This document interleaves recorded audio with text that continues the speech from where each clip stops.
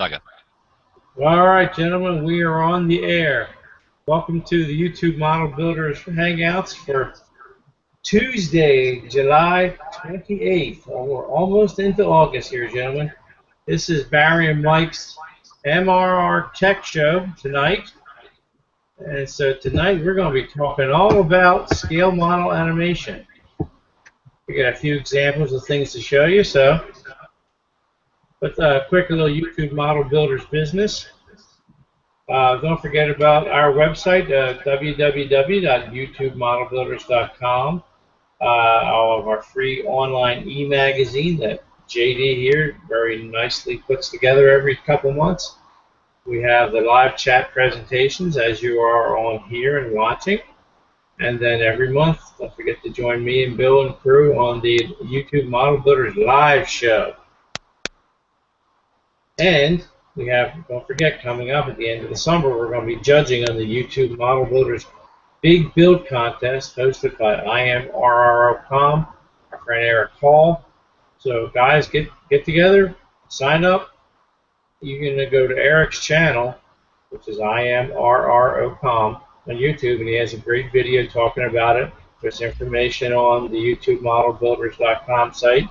Go sign up, build yourself a model railroad structure, and do your 3 videos. You can be eligible to win some of our great prizes. So join on board, folks. Alrighty, so what kind of interesting stuff do we have here for everybody tonight, Mike? Where's Mikey? I thought that was a trick question. No. Maybe trick for you. I'll take DCC animation for 100, Chuck. There you go. You are the winner, sir. So tonight we're discussing some small model animation ideas. Got a few things to show you and to discuss about different ways to use LEDs for lighting effects, servos that Mike likes to use, and all varieties, etc. So there's even some ideas I've seen for using muscle wire. So we'll cover a bunch of different things tonight. So would you like to go first there, Mike, and show off what you got on your bench here? Yeah, definitely. And just kind of starting off real simply, if you're going to get an animation, starting simply is the way to go. If you can't light a car, you're not going to get that crane to work. The whole key to making a mobile animation work is pickups, fighting shorts, and make sure your wiring's good. It's really simple. So what I have here on the bench right now, this is an old Lionel chicken car.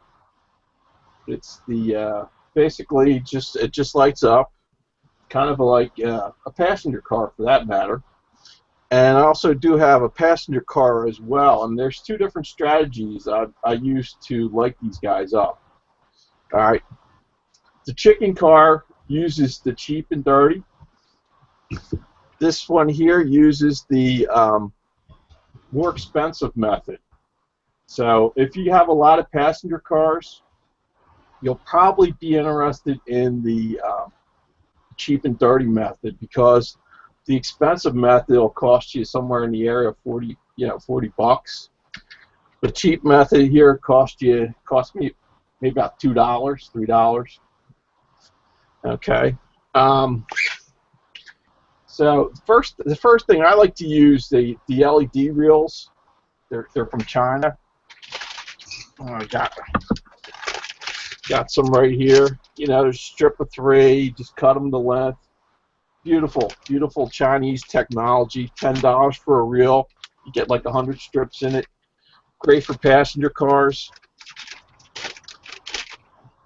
Basically, I use those strips in both these cars. I have a question real quick. Yeah. What's that? You called this animation, correct? Yes. And I assumed animation was to do something with videos or that kind of a thing. So could you explain to me what you're dealing and talking with by animation? Well, we do have some physical animation. It's not so much video or anything. We're actually talking physical animation and electronic animations on your layout. Obviously, this is a simplified version of doing something with a car to light it up. Use a different circuit to you know, make it cheaper than buying a commercial lighting circuit. On my bench here, I have a semaphore that's servo controlled that I'm going to show off as well. That's more along the lines of the kind of animation we're talking. So if you want to, like Mike has some other cars that he's done in the past where he has servos that open doors on the cars, uh, have function controls for lighting and activating the servos. He's taken old Psycho action cars and animated their operation with DCC control and servos and such like solenoids. That's the kind of stuff we're going to discuss. And so I'll show you my servo circuit a little bit later, while Mike talks some about some of the electronics behind things. Mm-hmm. Awesome. Okay. Now I understand what you meant by the animation. Thanks.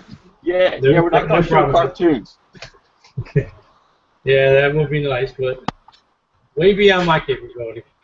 All right. So basically, let me take a look at the passenger car. We'll look at the expensive method first. Okay.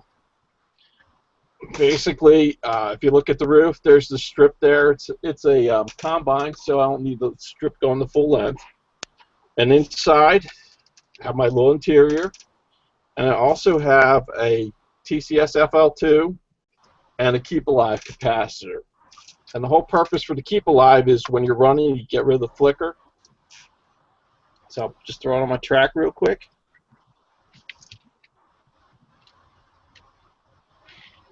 Okay, fairly straightforward.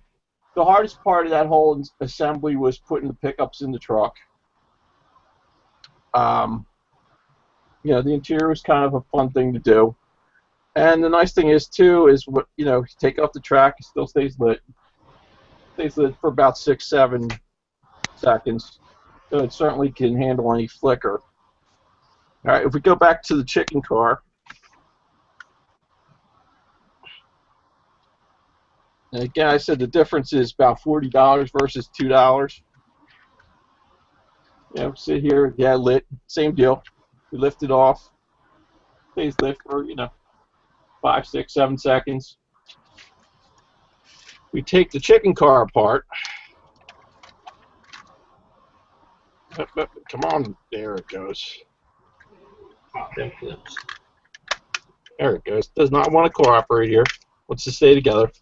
Okay. So the way the chicken car works, it doesn't use any DCC electronics per se. It uses a switch to use it on and off. If you want to turn it off, you can turn the switch off. But inside, you'll see basically the strip lighting. If you look over here, there's a bridge rectifier, and you have basically just 1,000 micro ohms capacitor. Microfarads, right, Mike? Yeah. So I mean, basically, if you talk in terms of capacitance, the capacitance in the chicken car is 0.3% of the capacitance that's in that passenger car. But yet you see that the light's still doing the same thing.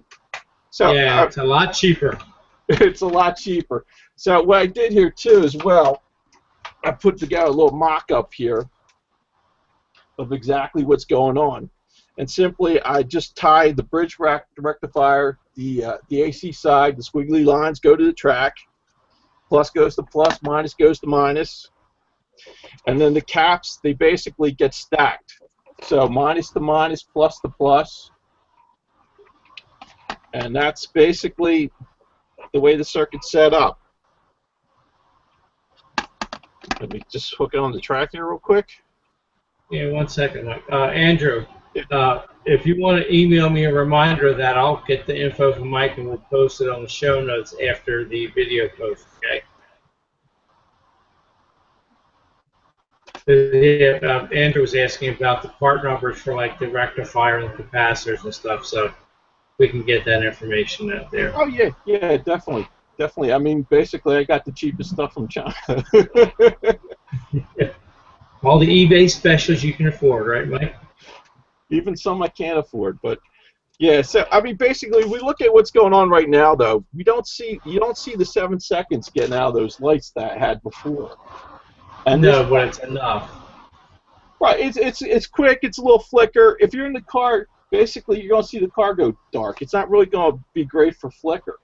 So what I do here is it's a little trick I have to kind of get more life out of the capacitors. It's really cheap and easy. I end up changing these little resistors here out with 1K ohm. Right now, these resistors they're marked 151, which means it's 150 ohms, and I replaced them with 201, which is 1,000 ohms. And basically, the difference is there's a lot less current flowing through the circuits. Now, with LEDs, you'll look at everybody say, "Oh, you need 20 milliamps, you need 25 milliamps to get them lit." No, you need 25 milliamps. It's pretty much the max they can handle before they start blowing up. An LED will pretty much work between 7 milliamps and like 30 milliamps. So what I do is by replacing these resistors here with smaller value resistors, I basically have less current flowing through the circuit. The capacitors can actually do less work, and the lights stay on longer. So if you want, I could show you real quick how to change these out. It's really simple. Yes, please. Okay. Yeah. Because there are little surface mounting resistors on those strips. Yeah, you have to have your handy dandy 1K ohm surface mount. These are 1206, and that just refers to the size of the resistor. This here is a pack of 1,000, and this cost me less than $10. That's less than $1 resistor. Okay, Mike, JD had one question. Sure. There's about the polarity change. Because the input to the circuit is coming into the AC side of the bridge rectifier, it doesn't matter if you're on DC or AC. It'll work either way. That's absolutely correct. It could be AC, it could be DC, DCC. It shouldn't matter. Now, the thing is, once you do the resistor replacement, unless you're running your DC at full blast, you might not get as much light out of the car as you would, or any light at all. And that's simply because the resistor they chose for these lighting strips is a compromise. They want it to be used between 6 and 12 volts. What I'm essentially doing is using these lights and setting it to be more optimal for 15 or 16 volts. And that's why you'll see a little bit of difference if you run it on DC. So since I'm just going to run it on DCC, it's not a big issue to me. If you go back and forth, you may not want to do this mod. Yeah, DCC is roughly 14 volts on the track in HO scale. So. But with the rectifier, it doesn't matter the polarity, the positive negatives, because the LEDs are polarity sensitive, aren't they? Yeah, but the output of the whole part of a bridge rectifier is it takes in AC, which switches polarity and converts into DC of a fixed polarity. So that way they're all wired up properly, positive to positive, negative to negative on the output of the rectifier. The input, if it's negative DC, it doesn't matter. If it's positive DC, it doesn't matter. If it's AC, it doesn't matter. Another part of having the capacitors in that circuit is when you're on DCC, that helps to deflicker the lights. This DCC switches at 8,000 hertz frequency, so it's not very noticeable, but there is a little bit of a flicker there. Mm-hmm. So without that rectifier, you'd be in trouble if you switch polarities or switch between. Yes. You would be in big trouble. And the other thing to consider too is the capacitors I'm using here are also polarity sensitive. Yeah, because they're electrolytics, right? So they're polarized. They'll have a big minus sign on the minus lead. Okay. So basically what I do is I take my little resistor here, hide in my tweezers, and what I want to do is just tin the edges really quick. Let me take my glasses off so I can see what I'm doing. There you go.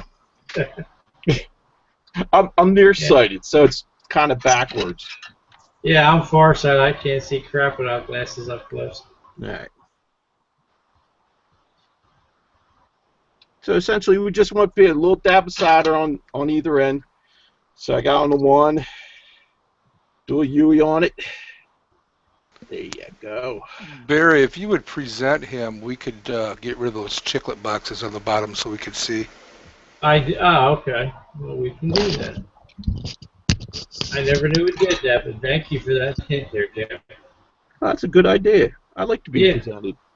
Oh, Well, I had you up in the camera, but I didn't know when you presented versus selecting that that made everybody else's faces disappear. Okay. That's really good to know. Yep. All right. So now the resistor's prepped. I'll just put it aside here. The next piece is to remove the old resistor. And, you know, you can use soldering wick and all sorts of stuff. I just like to use a screwdriver and the iron. You see that pretty good? Okay. So you just heat one side. And you just try lifting up a little bit with the screwdriver. And then you work on the other side. Come on. Now the nice thing about these strips too is they're a little bit, they're pretty hardy, so they can take a little bit of abuse. Yeah, polyester film's rated at high temperature and everything, so it's really very. He's right. It's very robust. It stands a lot of heat from your iron. Mm-hmm. Okay. Some guys like to do it the hard way. Get in there with a little solder sucker. All right, one going. If you want to do that, you're welcome to do that. Me, I just go for the quick and dirty. Okay. So basically, what I want to do is just use my tweezers. And if you do a lot of soldering, especially electronics, those cross-lock tweezers are the best thing to have. Yeah, I'll tell you what though, you use those little surface mounts, they still go springing all over the place, even with This is true. Okay. So basically we just put the new resistor in its place. A little bit of heat there. Let it flow, that looks good. Alright. 180. Do the other side.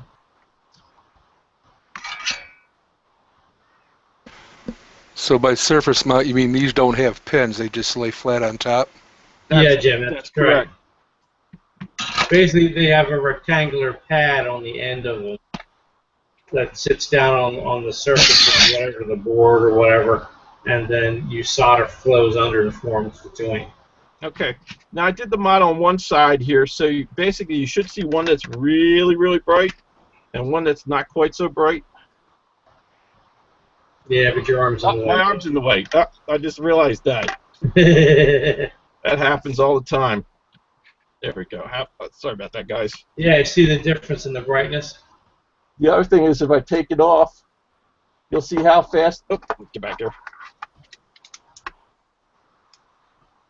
How fast they dim, and then they all kind of even out. So that's just a quick little trick just to try to get more mileage out of your cheap capacitors. Yeah, part of doing all this kind of stuff is, you know, to add to the whole look and feel of what you're doing, especially with animations. So part of it, you always want to have lighting and everything so people can see what's going on. Now, Mike has done a box car that's an old Tyco action car. It used to pull up this station. There was two connectors sticking out, or pins sticking out the side. It would hit the strips on the passenger station. It would energize a solenoid and shoot a plastic box out the door. Mike changed that so he could shoot it out with a button by putting a decoder that can drive the solenoid. If he took all the pins off, put wheel pickups for power and everything, and he can dial up the address of the car, hit a function button, pull it to the station, and dump all of his baggage.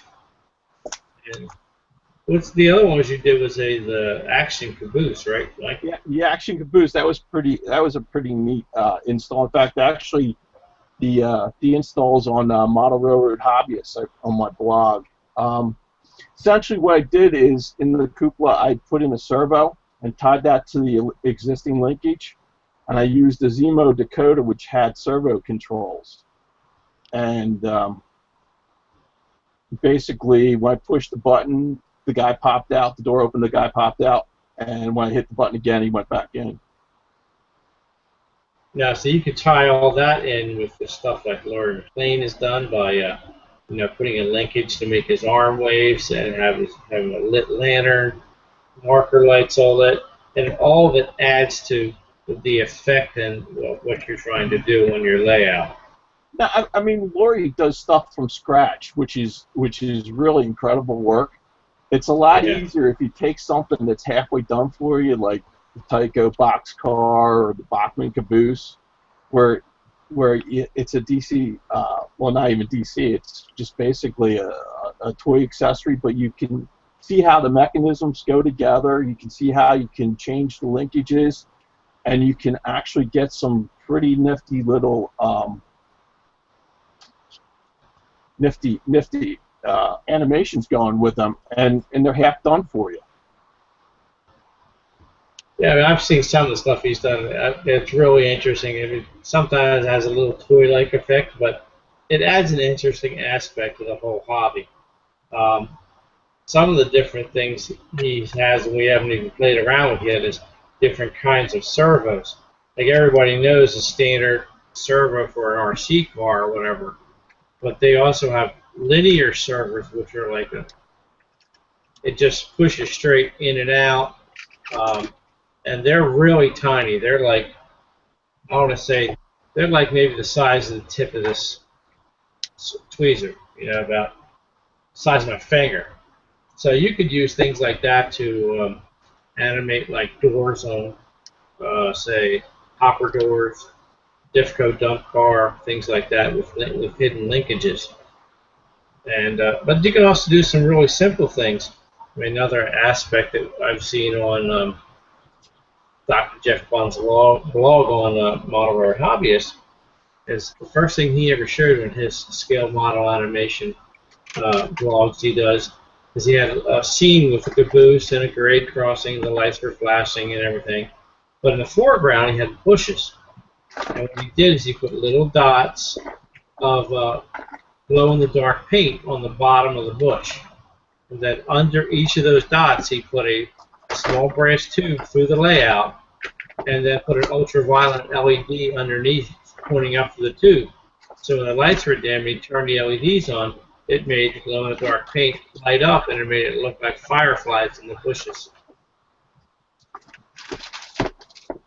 Well, let me show you what I have here on my bench. Put my camera over.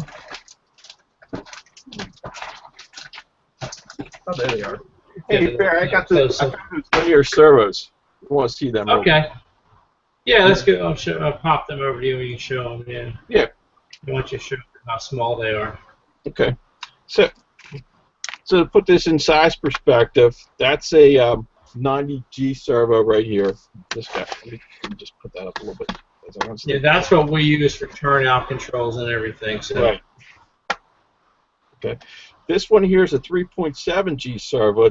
It's basically a mini servo. It's the same exact functions. It's just a lot smaller package. I would use something like that for that caboose animation. And then here, let me get one out here. Oops, it's stuck in here. I think these are hermetically sealed. Oh, there they go. All right. And this here is your linear servo. You have a very, very small motor. Mike, bring that down by the connector because it's a little more in focus. Yeah, right there. Right there? Yeah, this is like small. Essentially, this would fit in between the wheel set of HO. Pretty. It's about that width. And simply you have a little tab sticks up, and when the servo spins, that moves. So it's like a linear gear-driven motor, is what it is. Absolutely. Let me show you what I did over here in my servo setup here. What I have here is a New Jersey International semaphore. And I won't be able to make it light because I blew the bulb out stupidly tonight, so I got to fix that. But I have it set up as a two-way semaphore. I'm using a Tam Valley turnout servo board. I didn't have time to go buy the three-way semaphore board, so this will just be a two-way. So literally, you just take the connector here from the servo and plugs right onto the board.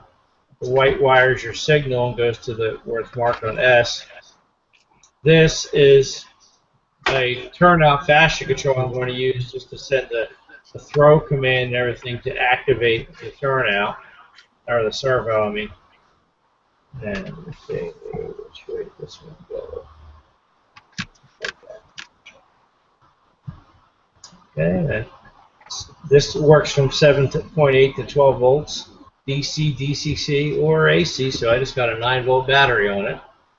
So there's my semaphore, and I just, let me see if I can put it so you can see the board too. So I just go over and hit the switch. Boom! Instant semaphore signal.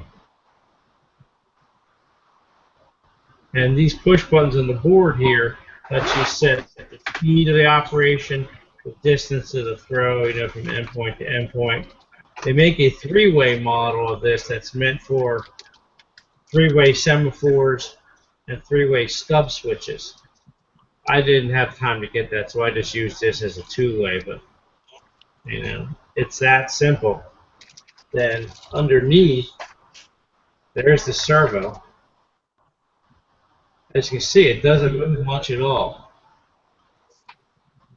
And this is part of a little wood mounting bracket from Tam Valley. I cut the base off it because it's meant to mount with the servo facing down so the arm swings this way to work a turnout. So I cut the back off and then just glued it on here with double face tape. And then the wire, I aligned it in the neutral position, bent it 90, put it through the servo horn, and bent it out this way to capture it. And nice and simple operation that way. And I mean, maybe not everybody's going to use the semaphore layout, but if you have a place to use it, like an old branch line or something, it adds an interesting aspect of operation to your layout. Same way. Go ahead. What's a semaphore? It's actually a signal. As you can see, it doesn't have lights in here, but because like I said, I stupidly burned out the light. But you can see right now it shows there's a red, green, yellow. So here's the red light. So normally it would go up part way, and then the amber light would light, and then all the way here, this is the green lens. I don't even see it's green there or not. But yeah, this is a railroad signal, just like a color position light or a search light. It's the same exact thing, but it's a much older form of signaling. But because it's a physical animation versus just light bulbs changing, I thought it was a little more in tune with the idea of what we're trying to talk about here tonight. Yeah, I mean, basically, Barry, when you look at the color position lights, they basically mimic the semaphore. The semaphore is the basic signal. Yeah, exactly. Basically, if it's straight up and down, it's go. If it's straight across, it's stop. And if it's halfway between the two, it's caution. Yeah, if you notice, he's right. The Pennsylvania Railroad position light system and the B&O color position mimic that. They have a fixed center light, and the two lights on the outside are either horizontal, diagonal, or vertical, and they indicate the same three aspect as this. And that way, when they were transitioning, it was easier for the engineers to learn the new signal system because it looked like a semaphore in the dark. So that was the idea behind using position lights versus like other people do the the searchlight type signals will change color. So, I mean, and besides this kind of stuff and, model cars and everything, uh, the other kind of things you can animate are, widely varied. I mean, you can go as really crazy as animating a work crane car with gear motors and DCC controllers. I mean, I saw a guy did an article, and he did like a 250-ton crane. It had sound and everything in it. All the boom, the width, the cables, the actual cab turned, all of it under DCC control. Yeah, Lionel has one of those out in a 3-rail low scale that they produce with the boom car that makes the rail sounds, and it has a horn and a bell and moves. Yeah, which they do in real life. So, Right. and it can be done in HO scale. Just sometimes you got to be a little bit of a machinist, to understand You gears got and all more that. limited space. Yeah, exactly. So that's why you use really. I mean, there's really tiny like gear motors. You can get like those vibrator motors in toothbrushes. They can be used for animations. There's micro gear motors that are like the size of the end of my pinky finger, and I know you can actually mount like one like that, a micro gear motor with an eccentric on it, like in the cab up in the roof of a steam locomotive, and then run a wire out to the bell and have it. It basically rocks back and forth. That makes the bell move. Right. And then you adjust the voltage on the output to speed up or slow down the motor so that it moves in time with the sound from the decoder. Lori, a bunch of them, and even Dave, one of the guys from TCS, has done it too, and it's rather impressive to see. But like, you can have animated figures in your buildings using servos and linkages to make them move. I mean, a servo goes from point A to point B, but if you make like a gear motor that constantly spins, you put an offset eccentric on it, so it turns other linkage and makes something go back and forth like this. So you can use that for all kinds of stuff. You can use even a servo under your layout to open a gate, like in a chain link fence going into an enclosed area to drop off a car. Open your roundhouse doors. I mean, anything you can think of, you can use with these things, but sometimes you have to watch what kind of decoder you use if you're doing it with DCC because of the current draw. Some decoders have 100 milliamp outputs, which is more than sufficient to drive a lot of gear motors. But most decoders won't drive a servo, like Mike mentioned earlier. Zemo decoders. Is that all the Zemos, Mike, or just a particular one? No, selected Zemos. The one I used for the caboose was the Zemo 586, and that didn't have a built-in keep alive. There's also a 686, which has a provision where you can put your own capacitors on. The other thing is that they use 5 volts. So what I needed to do there as well is when I used the function, I had to use a 5-volt regulator to drop the voltage down for the servo. The servo basically has 3 wires. It's pretty simple in terms of wiring them up. You have a ground, you have a 5 volt for power to the motor, and then you have a signal, which is also 5 volts. What the Zemo could do is it could provide a correct pulse width modulation, PWM output to the servo to make the servo move. But the only thing it didn't do was have the 5 volts for the actual motor to actually do the moving. So with the voltage regulator, essentially what it does is it gets a little hot. So if you look at voltage, let me grab one real quick so you can see one. Yeah. Well, we got like a LM7805, Mike. Yes, sir.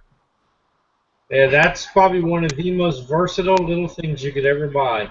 You can make a whole 5-volt power supply at 1 amp with that thing. Yep, absolutely, more than enough. You'll see basically it has 3 legs and it has a heat sink back there. So basically, when you mount these in a car, it's pretty simple. You just drill a hole in your weight, tap it, and then you screw this thing right into the weight. So the weight actually becomes your heat sink. It makes life a lot simpler. And they don't really get terribly hot, but when you're pulling an amp from them, they can get warm. And that thing, over a long time, it could deform plastic or whatever. So even if you don't have a metal weight in there, you get like a piece of brass stock or something, and attach it to it with the screw, and that will be more than sufficient to spread the heat out. But you take a bridge rectifier, a filter capacitor like one of the ones Mike has there, and an LM7805, and you got a fixed 5-volt regulator for pennies compared to buying I know this TCS makes a 5-volt regulator, don't they, Mike? No, they make a 1.5 regulator. They don't do right, 1.5, yeah. So but they did those for the super mini 1.5 volt bulbs that Aethern was using. Yes. Which I gotta find it where I can get a 3-volt bulb to fix my stupid semaphore here. I should have read the instructions first. It said this is a 3-volt bulb. Don't overdo it. They didn't know how to resistor. I figured, okay, I'd be safe. I figured they got it designed to work in 12 volts. I put 9 volts on it. It went, doof. That was it. All she wrote. But hey, I should have got out my fancy bench supply and plugged in the 3-volt line. And there's another thing to talk about is like when you're doing animations like this, you want a power bus under your layout. So good thing to use, old computer power supplies. Got a computer that's died on, it's too expensive to fix, but power supply's good. Rip it out. You got 12 volts, 5 volts, and 3.3 volts. Most of the time it's plus and minus. And like say like a 450 watt supply, you get 12 volts at like 30 amps. The thing could almost jumpstart your car. Just about.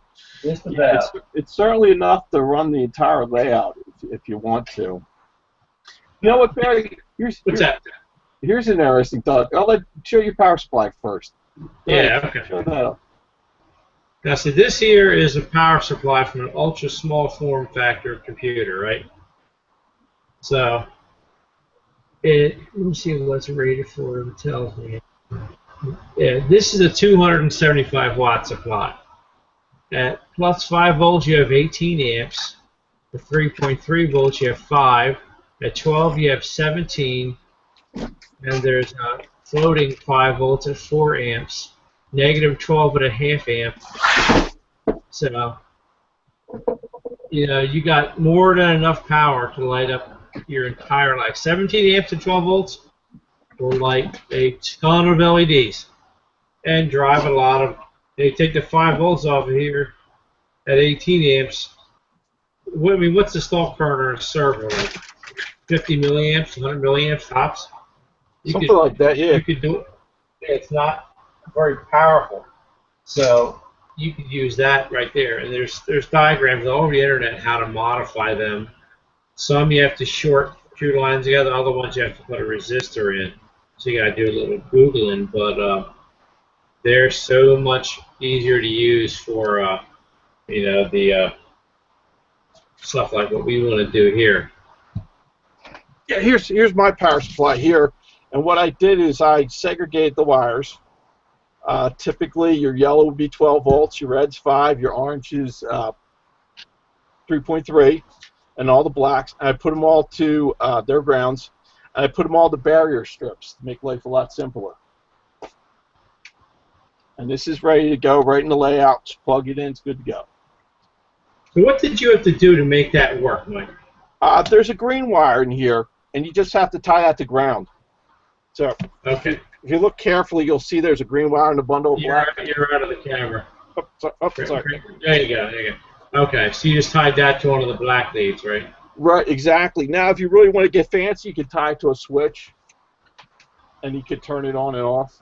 But yeah, if your power supply has an on-off switch, you don't need to do that. Not all of them do. Yeah, this one here does not have one, so I could have done that, but It's just as easy to pull the plug when I'm done with it. Yes. So, I mean, is there any kind of questions that you guys have concerning animations? You know, anything that you might be interested in trying that, you know, maybe we can give you some ideas on or something like that. Hey, before we entertain questions, Barry, I just want to throw this out at everyone too, because you just say scavenging computer parts. Here's Right. stuff for you. If you guys like DCC wires, the nice thin wires, and you have an old computer mouse, just cut the mouse tail off and then strip it down. Those wires in there are 30 gauge wires. They're perfect for decoders. Oh, there you go. Probably do the same thing with old keyboards too. Absolutely. In fact, actually, I have some here that I stripped out. Where they at? Where they at? Where they at? Here we go. So I cannibalized all this. You know, it's another good thing is old telephone wire. I used to use that a lot, like 18 gauge bell wire. You got like a 24 conductor wire. You get a bunch of that, and then you just strip it apart. Yeah, in fact, actually, telephone wire is great for doing any kind of wiring. They're great for feeder wires when you use your DCC bus. They're perfect for that. Yes. Telephone wire will basically be 22 for the heavy duty stuff, 24 for standard duty, 24 gauge. Yeah. Basically with the 12-inch feeder, totally acceptable in either case. The other thing with phone wires too, just to give everybody a little history of phone stuff, because I used to work with phone companies. Basically, the way the phone gets wired, everything's twisted pairs. So basically, you'll have like a blue wire and a white wire. They're tied together, and then you would also have orange and white. You would have green and white, brown and white, and then gray and white. The white portion of the wire is plus typically, and the colored portion would be your negative, and that's kind of one way to wire up stuff. Now, I mean, if we go back to my little diagram here, or my little test rig here, you'll see I used phone wires here, and I followed that convention as well, where the white wire is plus and the colored wire is minus. Now, in terms of feeder wires, what I do is I usually use the white for the inside rail, and the color goes to the outside rail. And that way I can use different feeders, time the bus, and I don't have to go and worry about them getting crossed. Yep.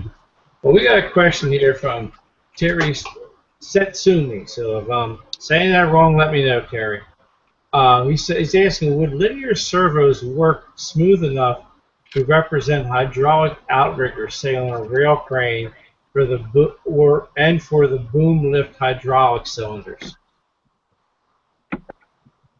And they're pretty smooth, right, Mike? You could do that with something like that. The God's honest truth, I haven't really played with them that much. Typically, those linear servers are used for model aircraft to move like ailerons or rudders.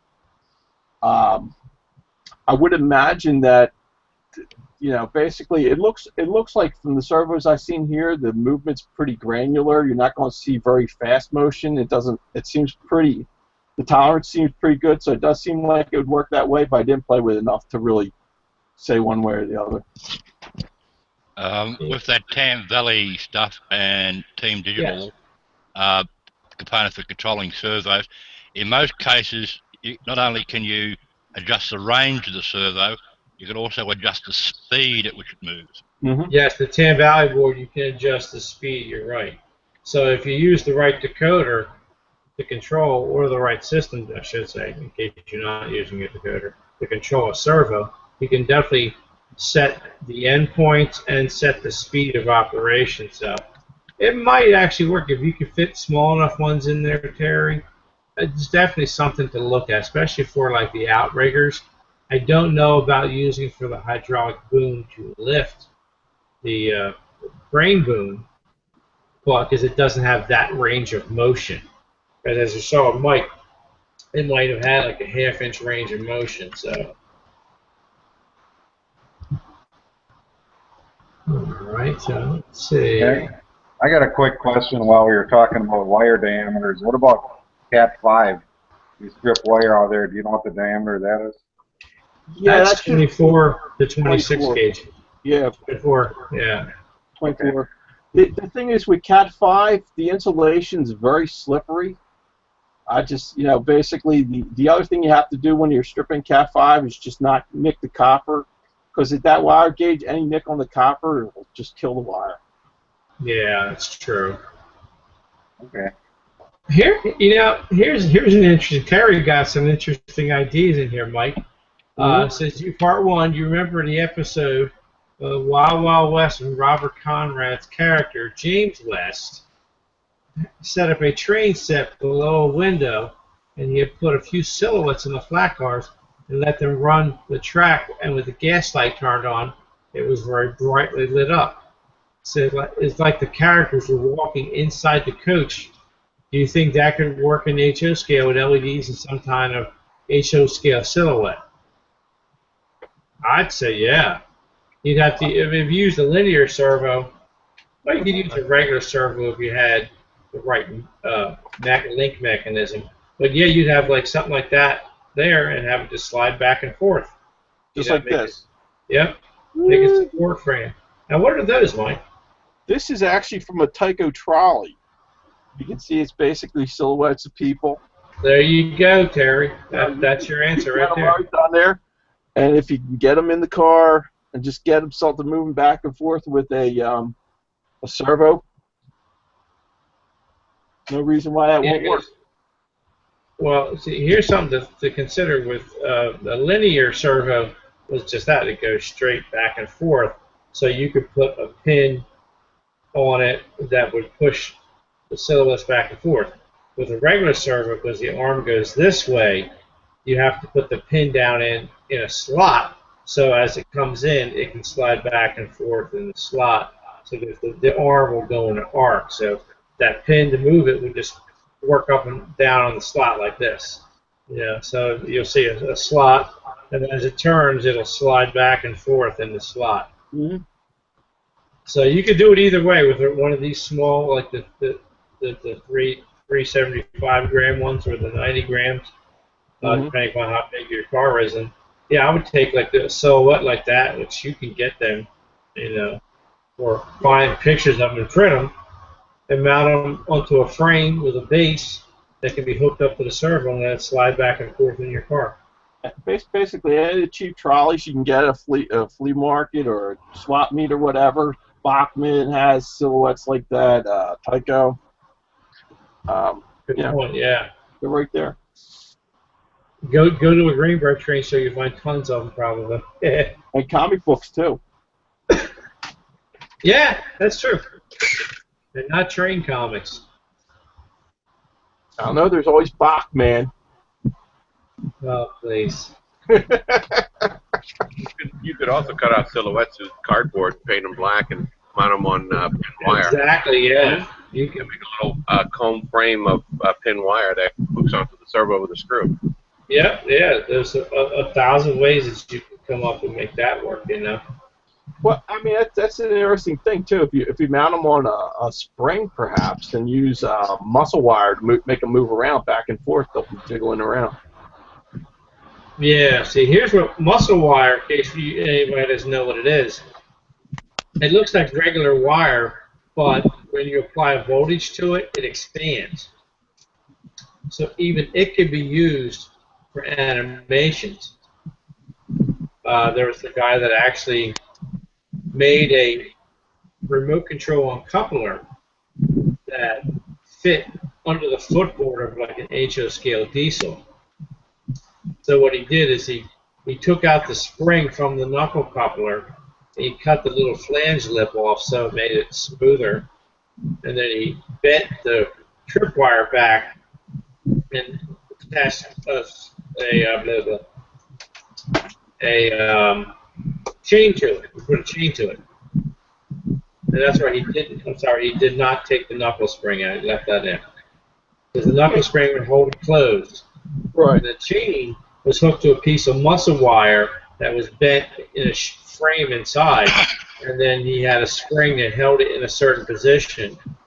and then when you applied voltage to it from a function output, it would expand and then pull the chain, which would open the coupler. And then we let the voltage go, the spring on the muscle wire would relax, and then the coupler would close itself due to its knuckle spring. And it would just mount a little piece of circuit board underneath the footboard. Yeah, there's two things to deal with muscle wire. First of all, it only moves in one direction. So if it pulls something open, you need some sort of means to close it back again. So like the coupler spring, you need that. The other thing with muscle wire, it's very sensitive to heat. So you do not solder muscle wire under no circumstances. You don't set the proper method of dealing with muscle wire to get voltage on it is to crimp it, and typically they tell you to use like an N-scale rail joiner, and you make like a little loop coupler, at the end of the wire, and you keep the muscle wire cut to length, you put a loop on the other side, and then you basically mechanically attach your wires to it. Yeah, he made his shape almost like a fulcrum and had a spring on the board that he wound up in a piece of wire. So when the muscle wire expanded, it pulled against that spring, which then pulled back on the coupler. And then when the voltage was let go, the spring on the board pulled the muscle wire back, and then the knuckle spring closed the coupler up. So it worked out pretty good. I mean, it's an interesting concept. I was always thinking of trying to do it, but never got around to it. But I did save and bookmark the guy's page. I didn't think I even downloaded a copy just in case it disappeared someday.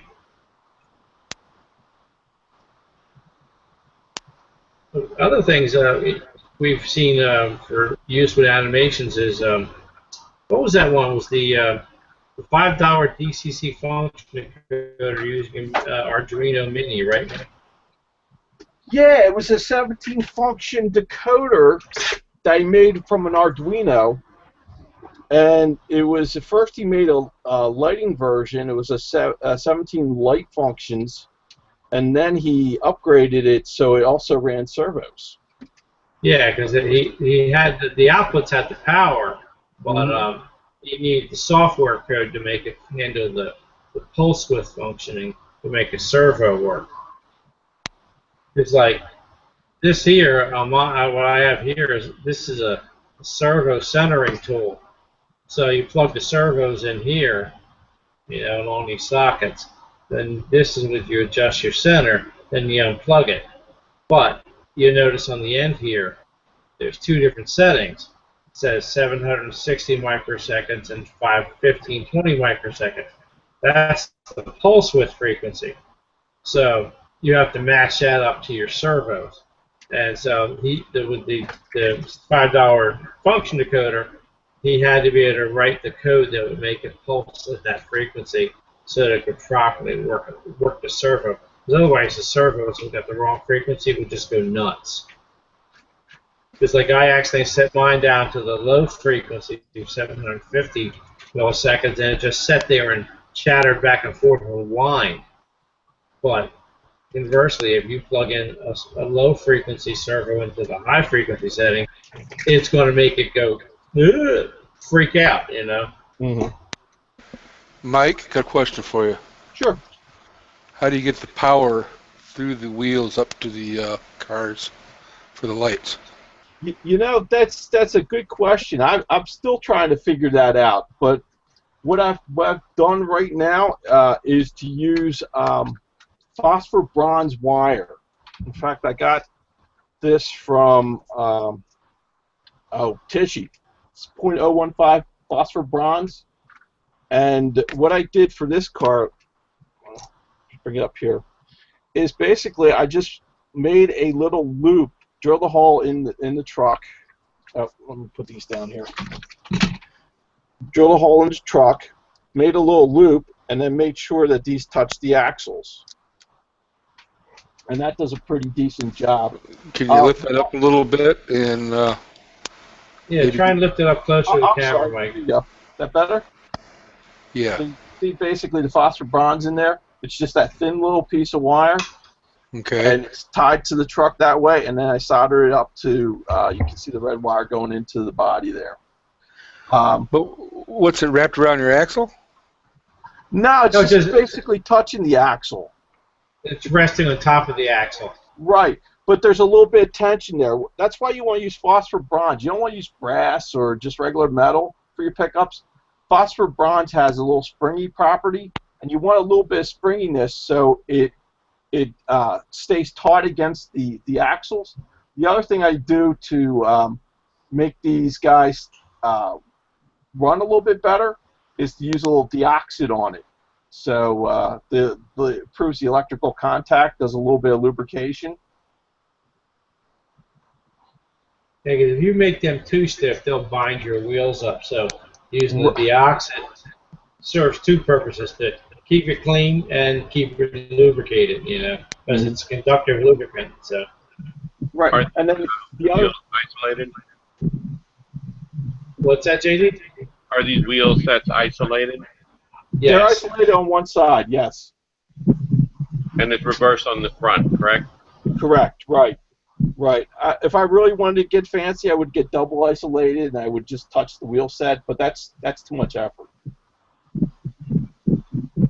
Yeah, now there's companies that do make like phosphor bronze plates that mount on the truck frame, and they have wipers that touch all four leads to the axle.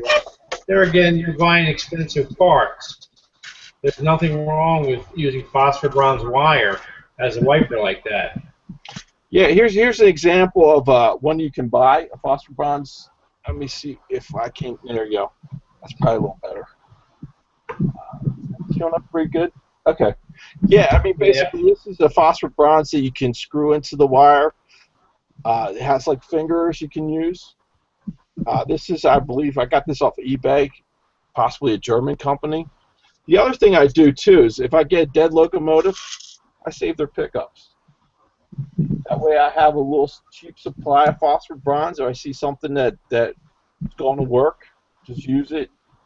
But also the phosphor bronze wire, that's just really just nice. Not really expensive. You get a tube like this for like $3.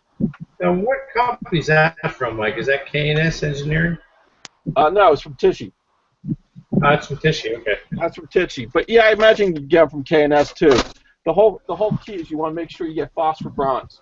You need the springiness.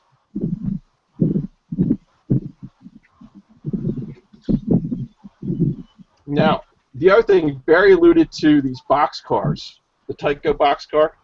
Here's an example. There you go. Here's an example of one that came out of the factory. You have this nice little thing hanging down, and what you would do is you would drive the car up to the special. Oh, look, I see another one.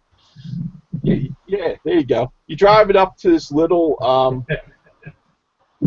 like little ramp or something, and then these two pins would engage into the AC accessory circuit. Hit a button, and it would activate a solenoid. Out go the boxes. Okay. What I have here next is when I started tearing apart. The first thing I did, if I can get it apart, come on. There we go. Yeah. This does not want to come apart. There we go. Okay. So this is basically a disassembled one. There you go. And you can see that someone who had this last loved that graphite grease. You can see it sparkling in the light. But there's basically your solenoid, and there's your return spring right there, and there's all kind of linkage. So the only thing I really want to do with that is to determine the plus or the minus. So I take my power pack, I touch both the wires, and I want to make sure the boom's going the right way. And then I put a diode in between those two, and the diode is reverse biased. What that means is the little stripe goes to the plus, not the minus. And the whole reason for that is solenoids and coils, they tend to like to put extra electricity into the circuit, so your 12 volts automatically jumps up to 24, which is not cool. So the diode stops that in its track. That's the first thing you need to do. And then what I Isn't that have what here. Oh, go ahead. isn't that what they call a clamp down diode, Mike? I call it flywheel Or diode. clamp? Or flywheel Yeah. diode? It's a flywheel diode. And then Yeah, here's an kills example. Yeah, same thing. kills the back EMF. Yep, Yep. exactly right, Andrew. And here's one that I had done up with an FL2. This doesn't have a keep alive in it. The one thing I did do is I added a light too. What's the sense of having the guy move if you can't see him? And the other thing is when they usually do throw out boxes, they're near a dock and they have a light in it anyway. The other thing is I have a relay. I use a relay because the servo's drawing too much current for the function directly. So I take track power, throw it through the relay, and then that runs the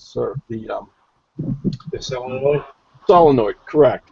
What I would do now, being a little more versed in electronics, I wouldn't use a relay in this application. I would use what do I use? A Darlington. I think I would use a Darlington transistor to get that current up. That's my thought now. So I'll keep you posted as when I revise this design. This design has some problems with it as is, in that Digitrack's fine, it deals with it fine, but the NC systems, they think it's a dead short. They just freak out with this the way it is. So it needs some cleanup. Yeah, we'll come up with some ideas for it. I mean, yeah, I'm leaning towards the Darlington. I think that's going to do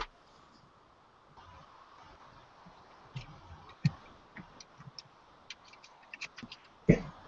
yeah. So go out there and go to shows and look for some of these cheap cars and do something interesting with them.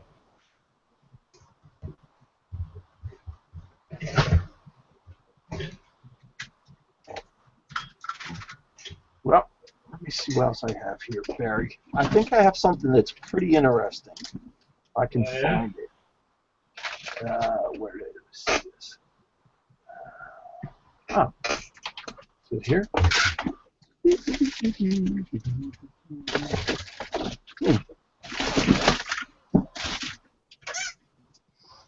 Oh, I know what I have. Strange stuff, isn't he?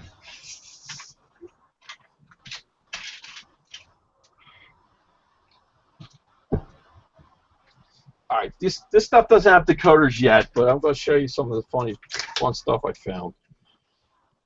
This here's a track cleaning car from Lionel. Essentially, it has a motor in here, drives these little cleaners. It has the pickups already in place too, which is really convenient. It has an on-off switch here. So it basically lends itself to a motor decoder. Should be fairly easy to do an install with that. Obviously, if I'm going to put a motor decoder in there, I'm going to have to throw some lights on it to make it a lot cooler. The next little piece I have is basically would be illegal if they tried to sell it today. But it's a very, very fun, I think it's a fun piece. Let me put it together.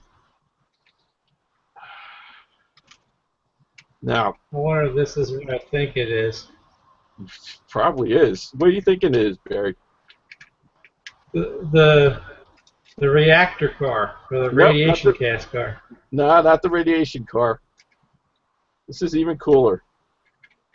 Really? I would think, everybody loves the radiation car at train shows. yeah, no, the radiation car is cool, but this is kind of cool too. It's a box car. Okay. Oh, Jesus Louise. Basically has a safety too, and all you do is it has a mousetrap mechanism in it that you lock in place, and once it's locked, you just tap the side, and the mousetrap knocks the sides and the roof off. So you just need something to release the trip. I'm thinking the trip should be pretty easy with a piece of muscle wire, and then use the other lighting functions to do like smoldering light, random flicker, that kind of thing. Yeah. You If- can even if- put do a bright flash, like a real high, like a 50/50 LED, and That's do it. a bright flash. That's Yeah. a great idea, because If I were, then I would know that the thing was tripped too, because I would tie a bright flash to the Mikey muscle wire. Cruz. if I remember right, There you go. Lionel had a train set that had a missile car. Oh And yeah, the missile car would shoot a missile at the side of this box car, Yep. and then the box car exploded. yeah. This is the box car that explodes, right? Right. This is the one. That's really weird. Until I one. met Mike, I never knew that one. Lionel made a lot of HO stuff like that. That was the same as their O scale stuff. They still sell an Army version of that. Yeah. You can get it at Train World. It So has, that might be something to get the missile launcher and set them up together so they one destroys the other. You know. that would be mega cool, dude. I've never seen. What's that, Andrew? So that we could get it to eject a hobo from the roof. There you go. I was thinking it'd be kind of cool to put like a little powder or something there, so you got a smoke come out. But then I was thinking that everybody would probably have a fit if you did something like that. Yeah. Or you could put a smoke generator in there, just let it fill it up with smoke, have it start seeping out the seams, then fire it off. I mean, you can get some neat effects using smoke generators for animations. I remember when I was a kid, I had a little four-way layout down on the ping pong table, which a lot of us have probably done. And inside the big foam tunnel, I mounted a Sooth, like a chimney generator. So with just a consistent column of smoke. And when the train is coming around the back of the layout, I pressed the button down, let it fill up the tunnel with smoke, and then when the train came out, it would suck the smoke down along the cylinders, and it would look like steam coming off the cylinders of the steam engine. Hmm. So little tricks like that could really add some interest to a layout. You know, it depends how serious you want to get with things. You know, I mean, a real serious craftsman modeler might think we're all like a little loose in the head here, but it's a fun hobby. Enjoy it. You know, stuff like this you can set up in a small layout for your kids. You can take it to train shows with a club layout, because stuff like this will grab the public's interest, you know. Yeah, I've seen a Yeah, guy just use fun those. to play around. What's I've that, seen a Andrew? guy use those little smoke generators. He's got one mounted in the chimney of some of his buildings. Yeah. Back to DCC, so every now and then he'll switch one little puff of smoke will come out the chimneys, and I gotta see if I can. I have to dig up a video that I took on our club layout. It was Dave the Tech from TCS. He built these two insanely crazy cars.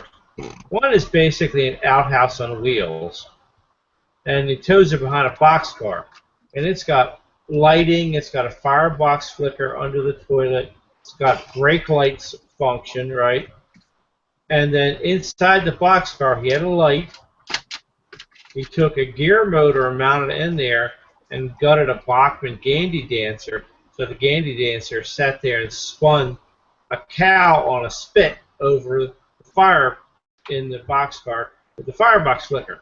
And then he put a smoke unit in the boxcar with beef-flavored smoke in it.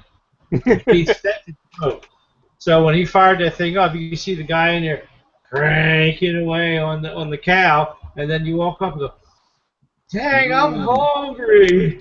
Barbecue. Yeah, so and then the whole thing on the side of the boxcar, what was it? Scotty's Potty's Papers. Yeah, exactly. Gotta get that video out and put it on my channel, because that was a fun car to play around with him. And he had one of the Philipsburg Chinese steam engines that he did the working bell with. And that's very impressive to see. You know, my nephew Oliver GWR, he does the smoke with the smoke machine. Puts the pipe under the crack and through the center. Really? And so if you check out the, in fact, in the EMAG, I think it's on page 12 or 13, one picture of those engines, smoke. Oh, wow. And what he does is he triggers it mechanically as the train goes by. It flips a little switch, you know, just a little pad that it hits, and that triggers the smoke machine to kick on. And when it stops, he stops it right on top of the smoke, or he has it inside. Oh, cool. And as the train comes out of the station or the tunnel, it's just smoke everywhere, like in the cylinders and whatnot. So does anybody know? Anybody know how to make black smoke? No, that would be nice. You want it for your Alco, don't you? Well, I need to fill my tunnel portal with black smoke when all the diesels go through. Yeah. There you go. Fill the smoke generator with 3-in-1 oil, but the smoke generator doesn't last too long. Yeah. That would gum it up for sure.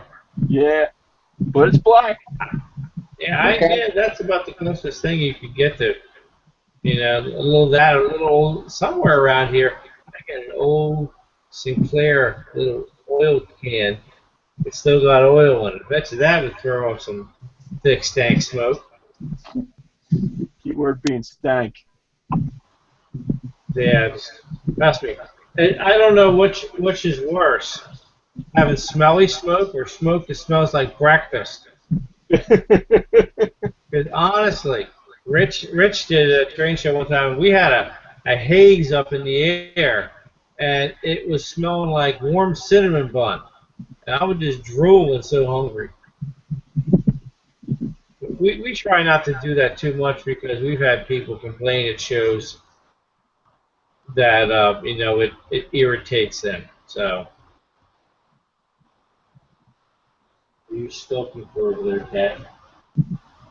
Hey Barry, going back to that question for you, the Tam Valley controller. Yeah. How many servos can it control?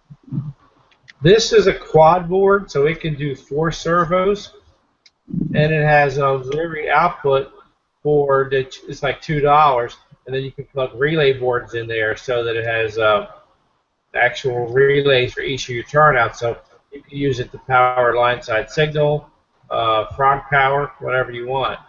So we use it for a combination of frog power and actually we don't use frog power because we have insel frogs. But I use it to control line side signals because the Strasburg Railroad, their signals indicate turnout position.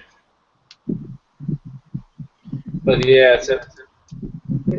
Tam Valley actually lets you control 6, Barry, but two of the servos have to be ganged with the other ones.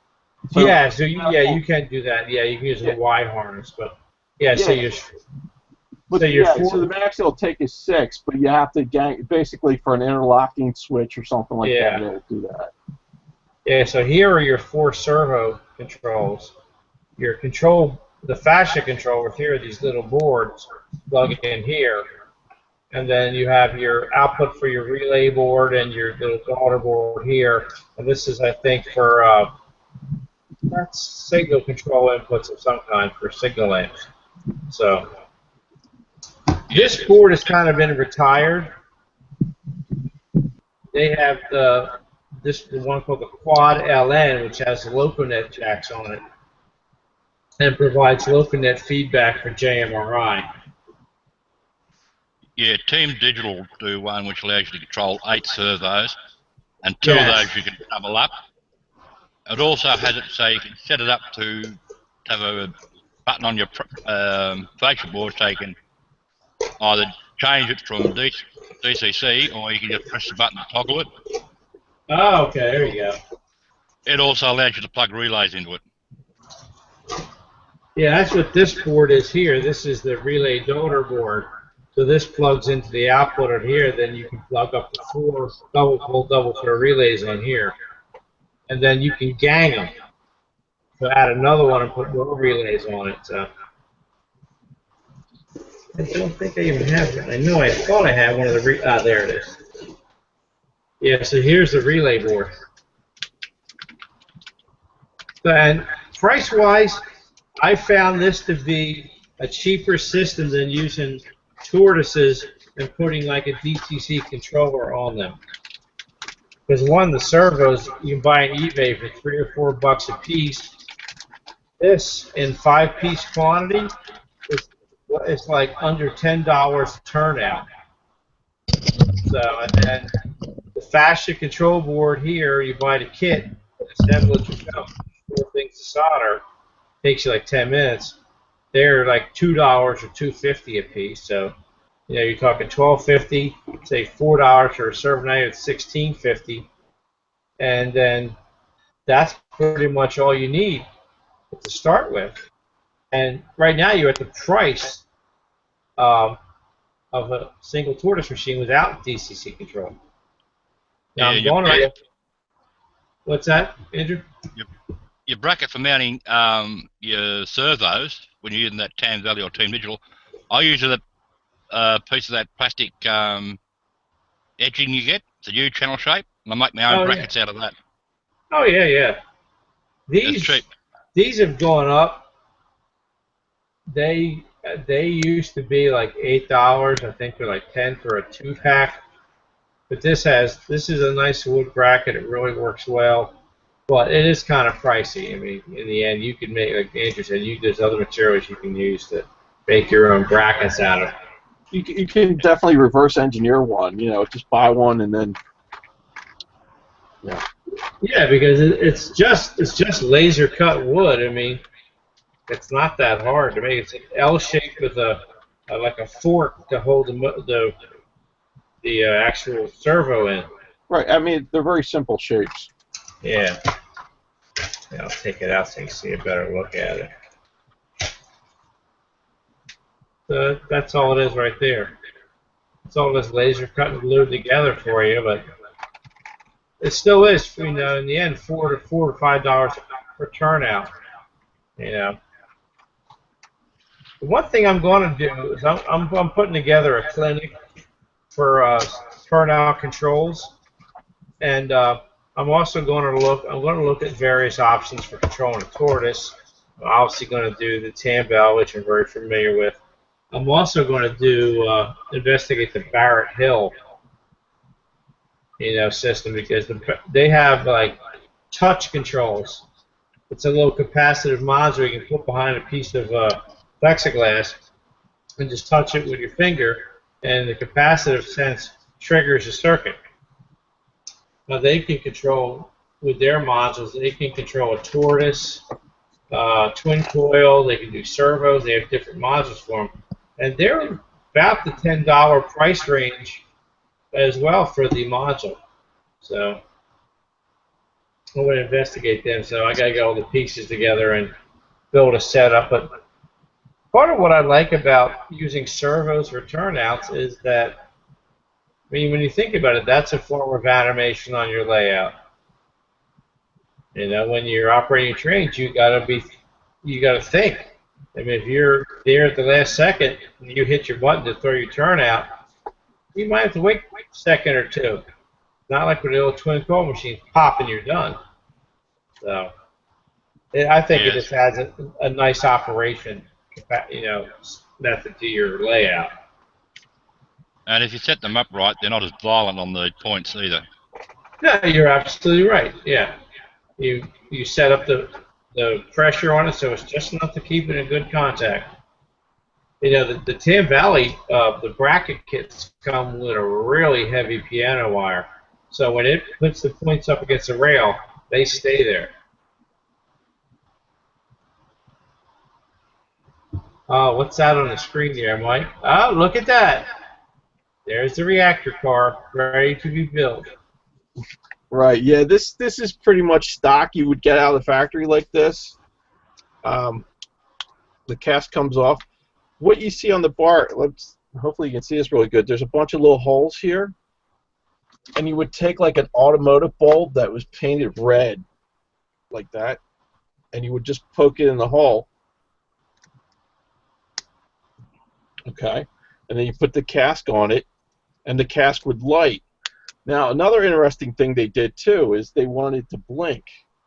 So there's no electronics on here. I mean, if we pull this bar across, we pull this out, you'll see basically there's just two springs that go to these pins, and then you basically put the light bulbs through the hole to tap into the springs.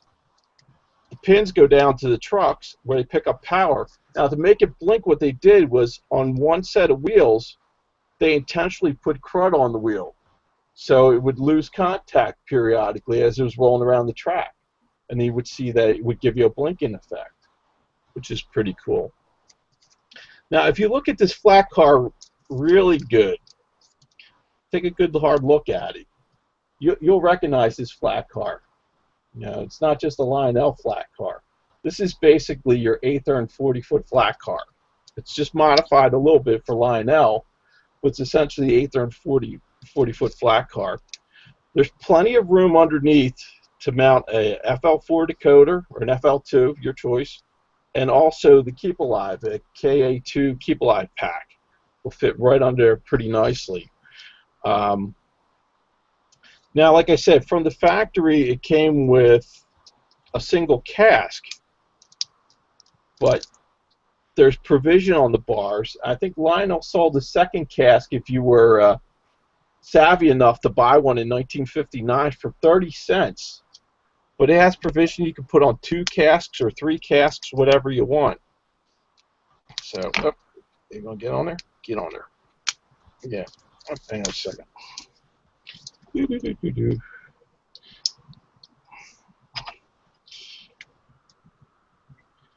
you have one of my special casks laying around, Mike? Well, that's where I'm going next with, Barry. All right. So basically, you can run with 2 casks or 3 casks. Now, you see this cask here? This is Barry's handiwork here. With the shapeways, basically exact duplicate of the cask.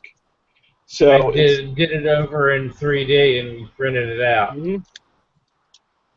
And I've redesigned the bar on there too, so we got to get that printed next. Right. Yeah, so I mean, essentially what I would do to modify this car, I would replace the wheel sets with normal wheels. I would put in, you know, FL4 here, put in my Keep Alive pack, and then I would run wires up to the casks. And what I would use instead of these crazy old red bulbs, I would use one of these. This here is a 50/50 LED, red, blue, and green. And I would just basically tie the cathodes together, have the anodes broken out, and then just wire those to the, put some resistors in there, and just pretty much wire it up. It would sit nicely underneath the radiation cask, right on top of the bar. Should give us a nice lighting effect. The other thing was the FL4s. They have all these lighting effects. I could do ditch light. I could use random flicker. I think there's 2 or 3 random flickers. I can control brightness, and you know, it gives me a lot of options with this car.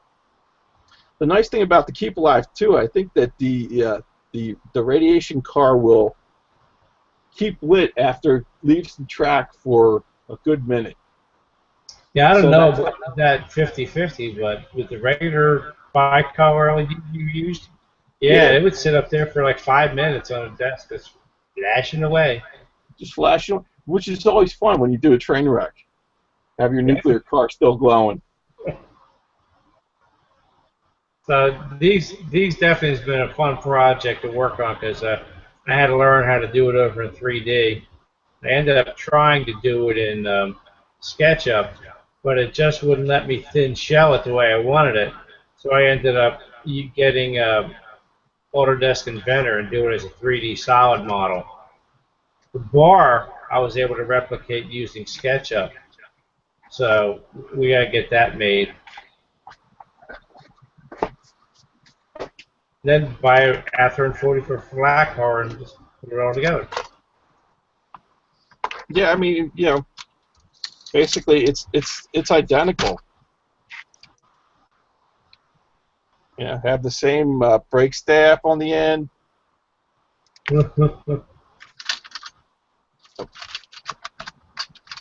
on a second. You got another one? Here we go. It's a black one.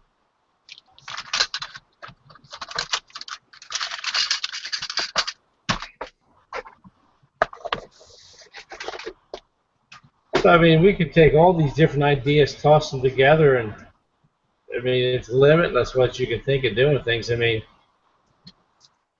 you can put a small gear motor in a small model plane on your layout, have it sit there with the motor spinning up.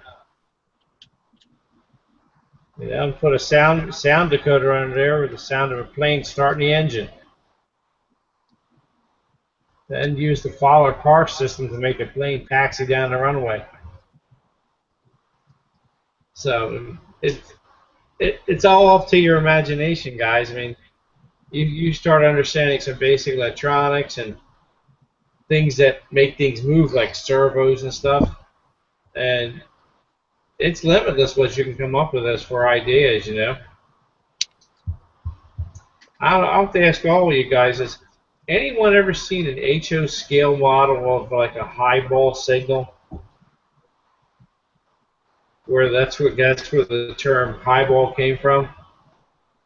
It actually had like two arms with a ball between them, and if the ball was raised up, aka the highball, that was a go signal. Has anybody ever seen that in HO scale? Yeah, one of the guys that does a model layout near me, he does really old time stuff, Okay. and he got the high ball. He's actually got his moving up and down. Yeah, so did he make it himself? Did he make it himself injured? Yeah, yeah. He just uses piano wire to go up through the mast to move the little lever arm. That's how I was thinking of trying to build one of them just as a curiosity piece, you know. I don't know if anybody. Go ahead. He's got a lead weight that he uses for the ball, and it's on a bit of fishing line which hangs down, and which is attached to the end of the music wire, and that just pulls it up and down. Huh, okay. Very cool. That's a good idea, yeah. I think I saw. I'm sorry. He's mad into animation. He's, you know, those mobile lighting tower plants you see around the place at different work sites and things like that? Yeah, yeah. Well, he's got them animated, so the lights slide up and the boom goes up and down. And nice. There's my little home project there. Look at that. We gotta get that car. We gotta get that car built since you gave the other one to Dick. I gave that to Traff. Oh, that's right. You gave it to Traff at the Curtis Museum. I gave the caboose to Dick. Yeah, I mean, you hang around here, I give stuff away. After I build it, I get tired of it, give it away. Hey, I ain't got it. Well, I can't say that. I've got stuff on for you too. Like, I want one of them though. These are sweet. These are sweet. Once we get these things hooked up with the bar, you know, we could just throw them on Aether. We put them together and sell them, man, on eBay. Yeah, probably. Until Lionel comes after us. I don't think Lionel's gonna do that, dude. Last these were made in 1959. Never, ever think people won't go after you for something they came up with.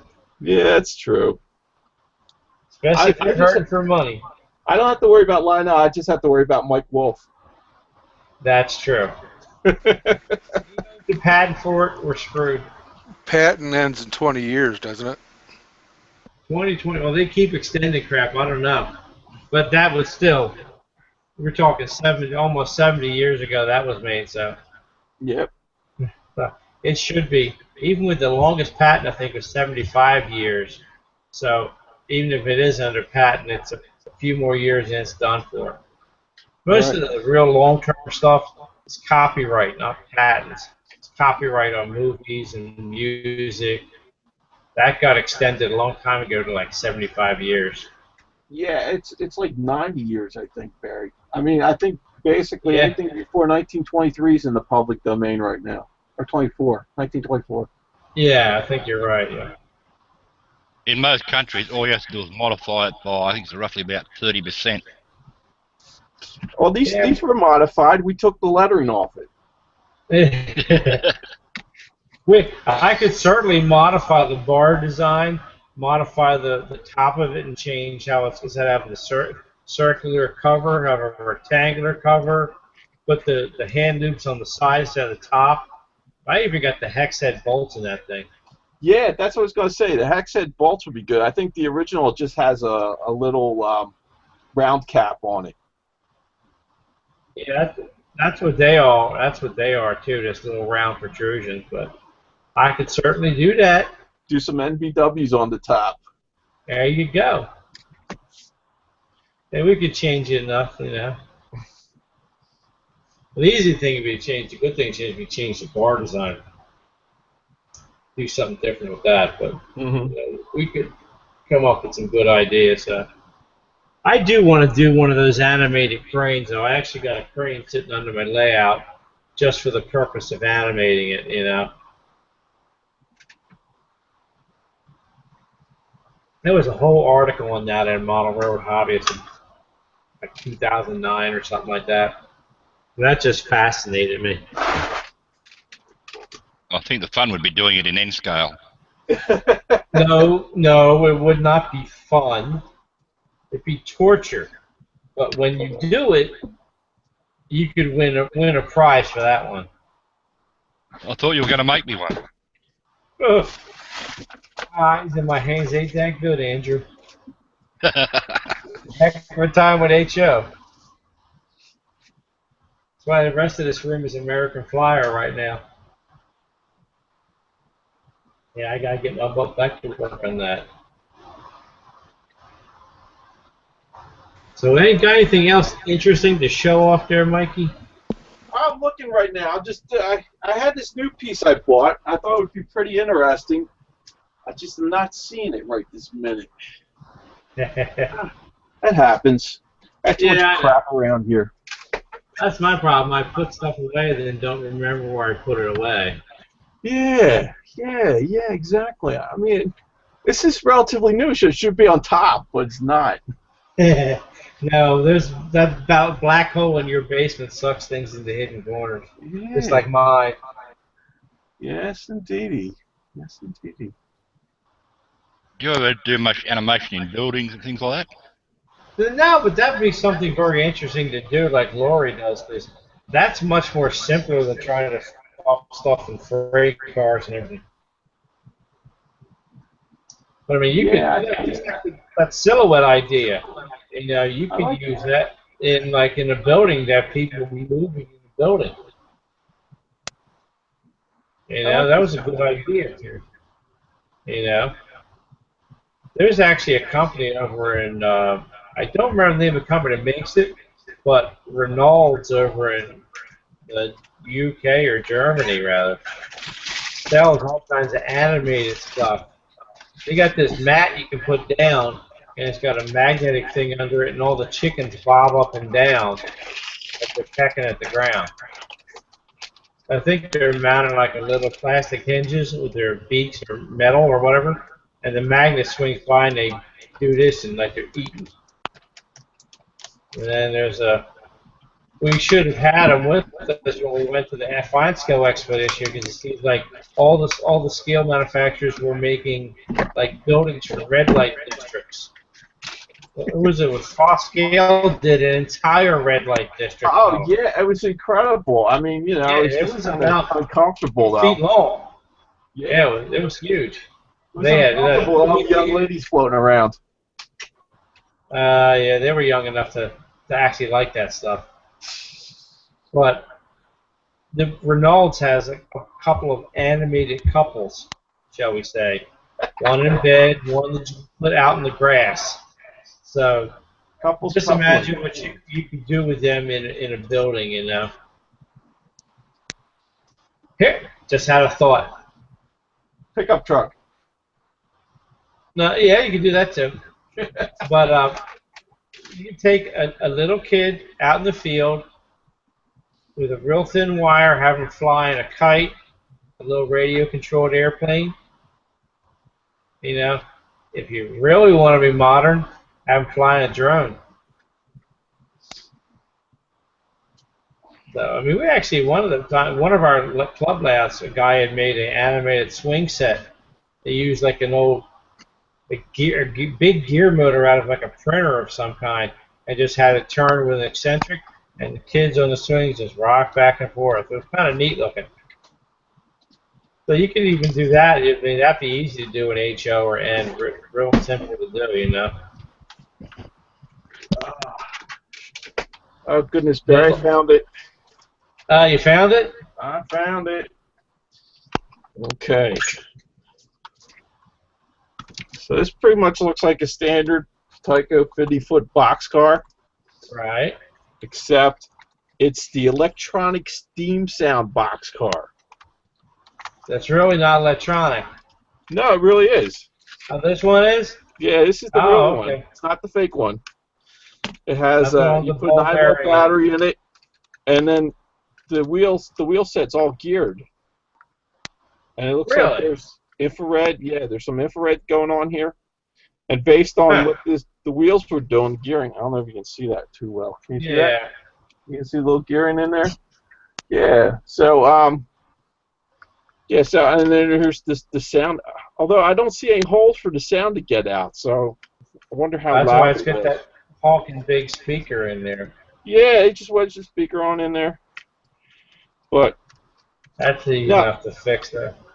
Yeah, I was thinking about throwing a wow sound in there and then just hooking this up to a cam, using a cam wire. Oh yeah, you could do that. And then this could be my poor man sound car. There you go. Yeah. So interesting. We'll have to go do some sound recording at John to load us a decoder or two to play with. Oh heck yeah. We got to tell John every time we say wow on the show, he has to give us $1. Okay. Wow. Wow. Oh my goodness. Well, I hope everybody's been enjoying things so far. I mean, it's always fun to talk oddball little topics like this, you know. And this is the kind of stuff me and Mike for fun, you know. Like, yeah, we got to put some of the stuff together when I come out in August for the museum show. I'm like, yeah, that's absolutely stock correct. up. Yes, stock up with some parts so we can start building some stuff while I'm out there. Mm. That one won't be there. What? Coming out. It's going to be Thursday, Friday, Saturday, Sunday, Monday. So I'll be staying at your house all weekend. Oh my gosh. Mrs. Dettinger will have a problem with that, I'm sure. Why are we going to have a problem with that? Think Lisa's going to throw me out? You keep snoring, she will. I don't snore no more. I got a CPAP. Yeah, me too. Well, I'm just about out of ideas here for the night, so maybe we'll call this an early evening. So, thank you all for attending, gentlemen. It's been a pleasure talking with everybody and sharing all the crazy little ideas that me and Mike have.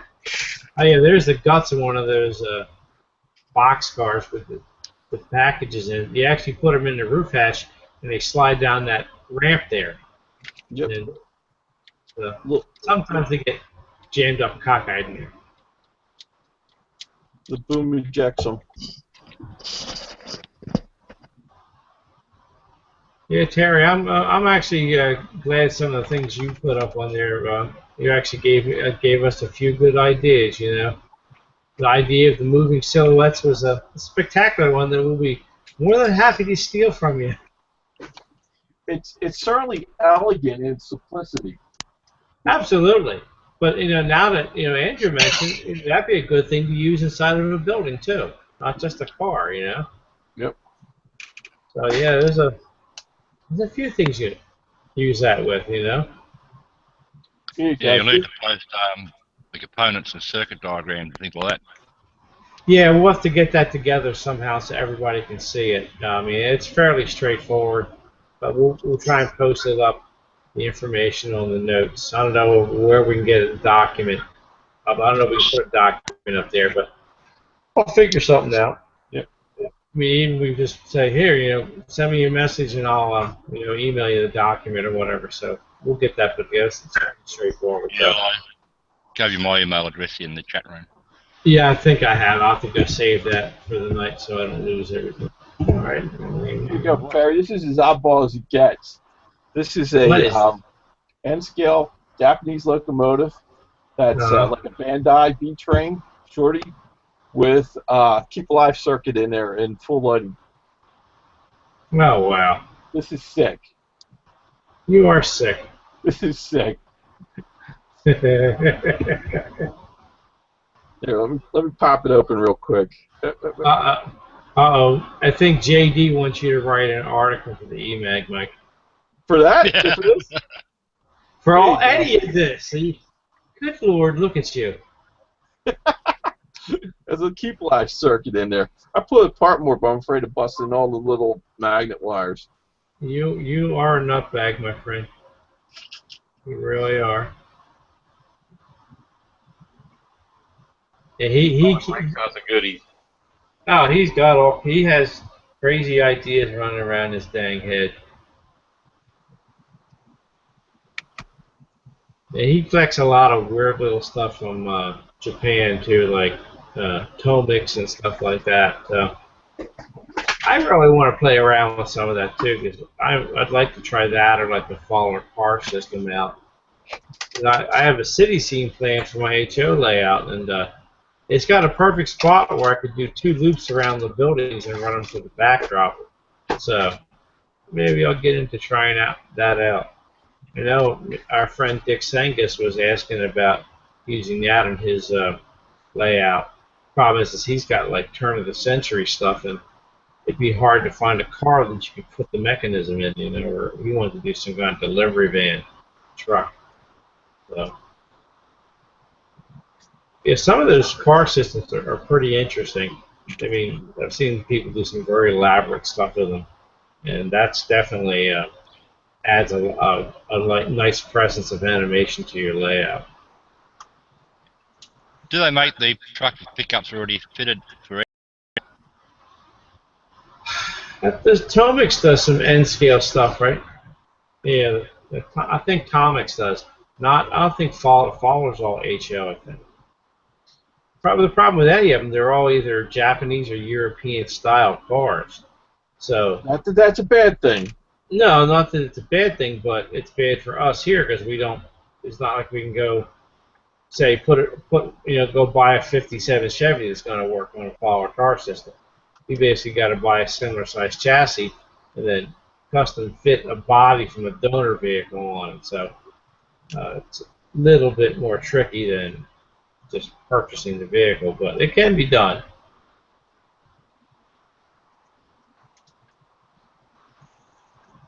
Oh, here we go. See if I can get this running here. Can you see that? Yeah, I see that. That's not working too well. That one actually has steering, doesn't it? You can run it in steering mode, or it has the track mode too. You can run on N-scale track. Is that Tomix or Bandai? This is what the heck is it? Takara. Takara, never heard of that. Takara. Oh, the the O train. Or is that Q train? Q train, yeah. Q train, yeah. This is allegedly the smallest remote control train ever, or something. I don't know. Oop. I think this is in track mode. Hang on. Let me try this. Yep, that's steering mode. Oh, it's stuck on something. Yeah. Not highly accurate. No, it's pretty rough. Motor spins too fast on it. You have to rewind the motor and slow it down. Put a resistor in the power feed. You spend way too much time on eBay, my friend. Oh, yeah. All right, gentlemen, I'm going to pull up a few slides here for just go over some quickie business. So give me a moment here. All right. Present. So, everybody here, we've been watching the YouTube Model Builders presentation tonight, Barry and Mike's MRR Tech Show. So I hope that everybody's enjoyed themselves and had a good time sitting and listening to us yammer about our crazy stuff we do. Now don't forget, make sure you go on over to YouTubeModelBuilders.com. It's your source for free model railroad resources, and the online e-magazine, our live chat and presentation schedule, and the YouTube Model Builders live show with me and Big Brother Bill. So all the schedules and things we're doing there are all posted on the website. And don't forget to go visit Eric Hall's channel, IMRRO.com, on YouTube to learn all about the YouTube Model Builders Big Build Contest. You have another month or so to get your videos and builds together and get them up on your channel so that we can vote on them and give you guys some great prizes. So all the information to sign up and everything is on YouTubeModelBuilders.com, and Eric has a really good video on what we're expecting to put together as far as the 3 videos you have to do. So join in the fun, guys, and get yourself some nice prizes in the process.